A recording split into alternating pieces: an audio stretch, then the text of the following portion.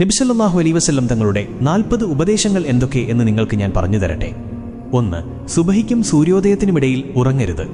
അസറിനും മഗ്രിബിനുമിടയിലും ഉറങ്ങരുത്. മഗ്രിബിനും ഇശാക്കുമിടയിലും ഉറങ്ങരുത്.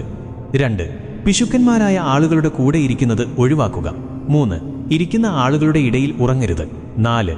ഇടത് കൈകൊണ്ട് തിന്നുകയും കുടിക്കുകയും ചെയ്യരുത്. 5. പല്ലുകളുടെ ഇടയിൽ നിന്ന് പുറത്തെടുത്ത ഭക്ഷണം തിന്നരുത്. 6. വിരലുകളുടെ കെനുപ്പുകൾ പൊട്ടിക്കരുത്. 7. രാത്രിയിൽ കണ്ണാടിയിൽ നോക്കരുത്. 8. നമസ്കരിക്കുമ്പോൾ ആകാശത്തേക്ക് നോക്കരുത്. 9.